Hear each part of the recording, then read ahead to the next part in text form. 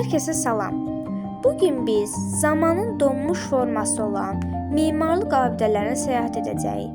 Hər bir bina, hər bir daş bizə keçmişin mədəniyyətinə və insanların xəyallarından danışır. Gəlin tarixin izi ilə irəliləyək. Azərbaycan Heydər Əliyev Sarayı.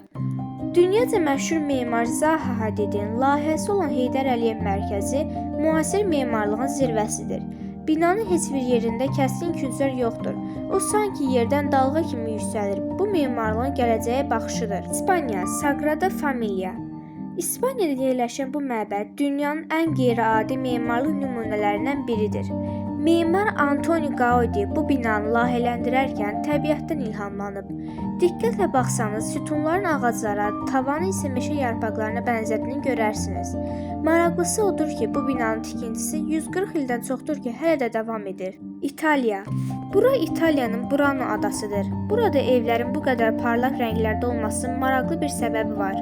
Deyilənə görə qədimdə balıqçılar dumanlı havalarda dənizdən qayıdarkən öz evlərini uzaqdan tanımaq üçün onları belə fərqli rənglərə boyayıblar. İndi isə bura dünyanın ən rəngli memarlıq mərkəzidir. Sinqapur, gələcəyin meşəsi. Bu abidələr daşdan deyil, poladdan və canlı bitkilərdən hazırlanıb. Sinqapurun bu super ağacları həm günəş enerjisi toplayır, həm də yağış suyunu təmizləyir. Gecələr bu park işıq və musiqi şousu ilə canlananda özünüzü gələcək bir əsrdə hiss edəcəksiniz. Fransa, okean ortasındakı möcüzə. Bu yer həm ada, həm də bir qaladır. Fransanın bu memarlıq incisi okean qabarması zamanı tamamilə suyun ortasında qalır və quru ilə əlaqəsi kəsilir. Orta əsr memarlığın bu möcüzəsi bir çox fantastik filmlərin, hətta cizgi filmlərin ilham mənbəyi olub. Şri Lanka, Sigiriya. İndi isə yerlə göyün birləşdiyi nöqtədəyik. Şri Lankadakı şirəli qaya düzənliyin ortasında tək başına ucalan memarlıq möcüzəsidir.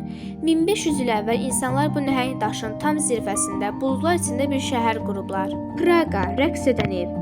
Memarlıq hər zaman düz xətlərdən ibarət olmur. Praqada yerləşən bu bina sanki rəqs edir. Sol tərəf qadın, sağ tərəf isə kişi fiqurunu simvolizə edir. ABŞ, təbiətlə bir olan ev. Bu ev şəlaləyə baxmır. O şəlalənin birbaşa üstündə yerləşir. Məşhur memar Frank Lloyd Wright bu binanı elə layihələndirib ki, evin içində olanda şəlalənin səsi musiqi kimi eşidilir.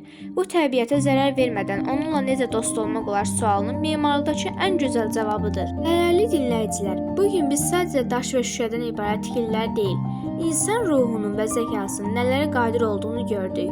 Bu virtual səyahətdə məni müşahidə etdiyiniz üçün hər birinizə təşəkkür edirəm. Növbəti kəşflərdə görüşənədək.